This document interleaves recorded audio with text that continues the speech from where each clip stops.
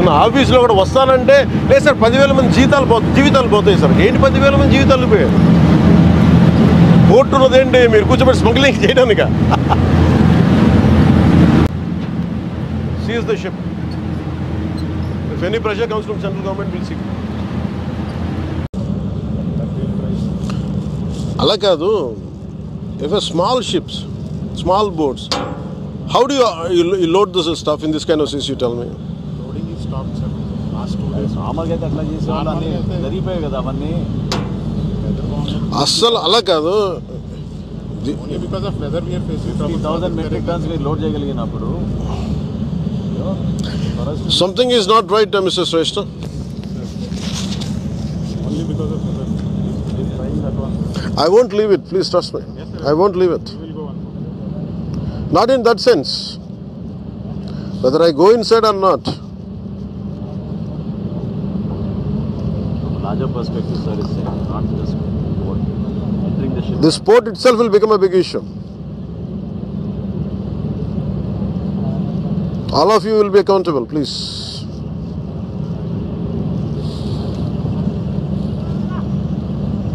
Okay, you write a report. Somehow the situation is quite discouraging, and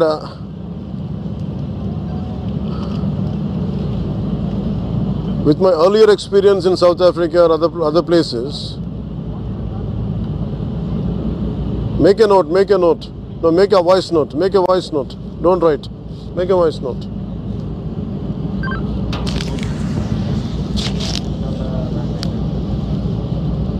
Because I am seeing, Mr. Shrestha, I am not seeing any cooperation from them. Mr. Shrestha, I am not seeing any cooperation from them. They're very easy about it. And I'm not seeing any enough push from our side, from the Port Authority side. You guys are taking it very lightly. Huh? You guys are taking it very lightly.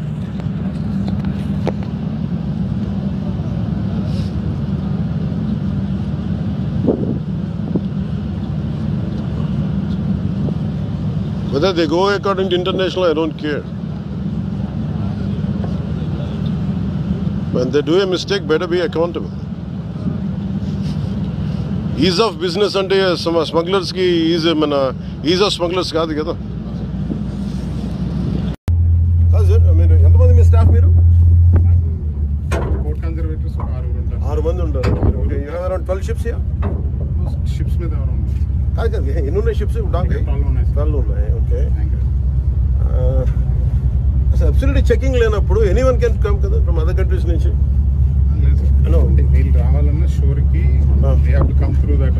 ఎవరైనా సరే ఎక్కడి నుంచి రావాలి? మనం ఇప్పుడు ఎక్కడైతే వచ్చామో sir అక్కడి నుంచి అలాగే నేను ప్రాపర్ సూపర్విజన్ లేని కాడికి ఎనీథింగ్ కెన్ హ్యాపెన్ కదా. ఈరోజు today it is rice, tomorrow it can be for national security threat కూడా ఉన్నట్టే కదా. A bunch of terrorists can come, RDX can be imported, a lot of explosives can be imported, and we have a ONGC unnai.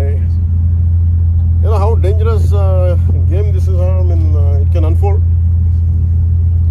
Coast Guard, Marine Police kuda they continuously monitor. So what's the purpose of Marine Police? Purpose of Marine Police మీరు అందరూ ఉంటే, is it a state Marine Police? Yes sir, state Marine Police and Coast Guard కలిపి joint patrolling చేస్తాం. Joint patrolling చేస్తాం. మరి మీకు ఇంత ఈజీగా ఎలా చేసేస్తారు? డాక్ చేస్తారు మొత్తం ఫుడ్ మన బ్యాగ్స్.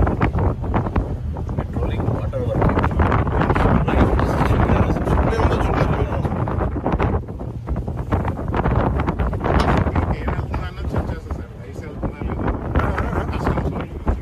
ఇదా కాదు. ఇప్పుడు ఇలా ఎవరైనా బయట నుంచి వచ్చేసి ఎవరైనా ఏదైనా చేసేయచ్చు కదా. There is a possibility కదా. ఇది ఎలాంటి పోటీ? ఇది ఎవ్వరు దీని మీద దృష్టి సారించిన పోటీ ఇది కాదు. ఒక్కసారి ఇలాంటి ఇలీగల్ స్టఫ్ చేసిన వాడికి ఈ రోజు రైట్స్ ఉంటుంది, రేపు పొద్దున వెపన్స్ ఉంటుంది, ఆ తర్వాత ఆర్టీసీ ఏదైనా పాసిబిలిటీ ఉంది కదా. Every possibility. I think this should centre attention కావాలి దీని మీద. Home minister attention is needed. That's what I feel. కూర్చొని ఏం మాట్లాడడం అక్కడ మీరు ఏమన్నా జరుగుతున్నాయి అన్నా మీరు కూడా కాకుంటే ఎట్లా